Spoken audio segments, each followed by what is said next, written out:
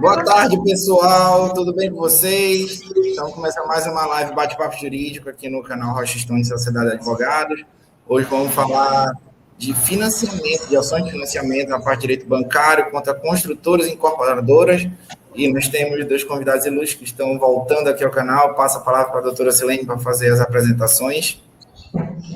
Boa tarde, é um prazer ter todos aqui novamente. Hoje, conforme o doutor Israel falou, vamos estar falando de ações de financiamento contra construtoras e incorporadoras. Temos aqui, um grande advogado, o doutor Ronan Nascimento, e a perita contábil Roseli Silva. Eu passo a palavra aqui para o doutor Ronan, para ele fazer as suas apresentações. Boa tarde, gente. Obrigado pelo convite, doutora Roseli, muito obrigado. Boa tarde para vocês todos aí. Bom, gente, é uma matéria muito interessante essa questão do financiamento imobiliário, né? São poucos advogados que atuam nesse segmento. Eu acho que vai ser muito importante essa live, no sentido de passar informações preciosas em relação a esse tipo de contrato, que são poucos advogados que militam nessa área, né? Ok?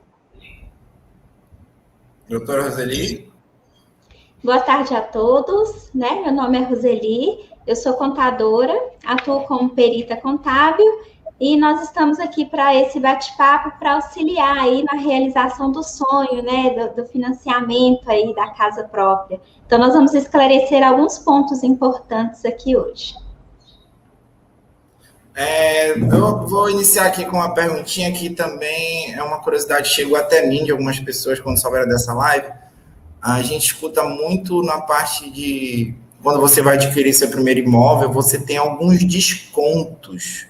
Eu quero saber da doutora Roseli qual é a realidade disso. Você deixa de pagar algum imposto, a pessoa que vai financiar ou algo do tipo, isso no seu primeiro imóvel, no seu primeiro bem? Isso. O que acontece, quando a gente fala de financiamento de imóvel, eu falo que a gente trabalha ali no maior sonho da população, que é de adquirir aí sua casa própria, de ter seu imóvel próprio. Eu creio que 99% aí dos brasileiros, ele tem esse sonho, de ter seu próprio imóvel. E quando a gente mexe nesse ponto, eu falo que é mexer nos sonhos das pessoas, E quando ela está adquirindo ali seu primeiro imóvel, existe sim alguns descontos, descontos aí tributários, na questão dos impostos, e existe também alguns programas do governo, tá? Mas aí já são, esses programas já são vinculados a instituições financeiras. Quando nós falamos de financiamentos que são realizados diretamente com construtoras e incorporadoras, aí nós já não estamos falando mais das instituições financeiras, porque as incorporadoras e corretoras, elas não estão lá no rol de instituições financeiras previstas lá no Banco Central.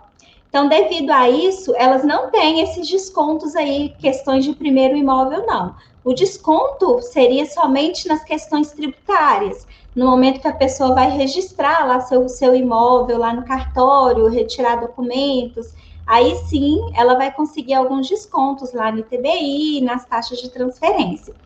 Mas aqueles programas do governo, igual Minha Casa Minha Vida, que agora acho que mudou o nome, para verde e amarelo. Então, esses descontos não existem com as incorporadoras e corretoras, não. Já é um pouco diferente. Isso seria lá com o banco, Caixa Econômica Federal, que tem esses programas institucionais aí do governo.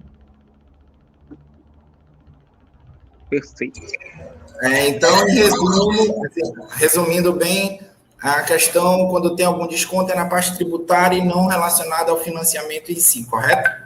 Isso, no financiamento seriam programas do governo, que são, igual eu falei, Minha Casa Minha Vida, agora passou para verde e amarelo. Esses programas do governo, quando a pessoa vai adquirir seu imóvel, ela consegue sim um subsídio, ela consegue, vamos dizer, entre aspas, aí, um desconto no financiamento. Mas isso seria um financiamento direto com instituições financeiras. Isso já não seria com incorporadora e nem com corretora, Seria já diretamente lá no banco, No banco, ela consegue sim esse subsídio. Entendi. Então, já começamos bem esclarecido em relação a essa parte de desconto no financiamento. Aí eu venho agora perguntar para o doutor Ronan, vamos entrar na parte jurídica desse ponto. Doutor, como a gente chega a analisar de verdade o que é um bom financiamento? A gente sabe que tem muitas empresas que se aproveitam das pessoas, botam juros sobre juros, juros super abusivos, passando o limite decidido pelo Banco Central e afins. Como alguém pode analisar de primeiro momento que aquele contrato de financiamento foi bom? Ou toda vez que ele fizer ele já tem que correr para o contador? O que eu vejo nesse contrato bancário, esse contrato de financiamentos, tanto em relação a bancos como em relação à construtora, não sei se a doutora Roseli também concorda, é a questão do prazo contratual, né, doutora? É um prazo bem longo, né? 30 anos, 20 anos, né? Isso é uma forma de escravizar o consumidor na relação contratual.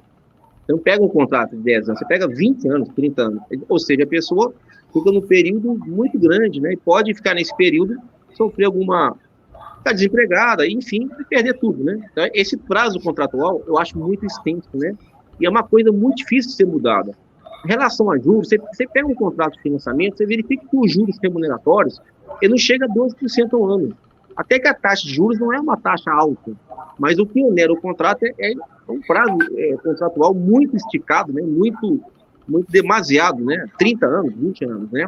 Agora, um ponto que até a doutora Roseli colocou nas suas explanações, uma coisa que tem em todos os contratos bancários, e sem nenhuma exceção, pelo menos aconteceu no meu escritório, todos os contratos que eu pude analisar, eu verifiquei, tem a capitalização de juros, que é um encargo realmente que afeta, né, que atinge o equilíbrio contratual. E, na verdade, como a doutora Roseli, quando você pega um contrato de financiamento junto ao banco, não é que o banco pode cobrar juros, mas a justiça aceita a cobrança dos juros capitalizados em face da medida provisória 2170/36/2001. Né? Ela autoriza o banco hoje a cobrar juros capitalizados. Já essa grande vantagem que o advogado vai trabalhar, que quando ele pega um contrato de financiamento junto a uma construtora, uma incorporadora, não pode cobrar juros capitalizados. Como a doutora Roseli colocou, ela não pertence ao sistema financeiro nacional. Então, logo vai aplicar a lei de usura, o decreto 22.626/33. Então, o advogado, se ele não conseguir, na verdade, um acordo, que o acordo sempre está presente nessas demandas, né, ele tem uma forte tese dialética para ganhar o processo, porque naquele contrato tem a incidência da capitalização de juros e a capitalização de juros não pode ser cobrada. Concorda, doutora Roseli? Exatamente, perfeito, doutor Ronan. Eu tenho que perguntar para a doutora Roseli, senão ela vem para cima de mim. Doutor Ronan, sim. Aqui, só uma pergunta. Antes de você firmar um contrato desse, você está financiando um imóvel durante 20, 30 anos, 40, às vezes até mais, né? Dependendo do imóvel.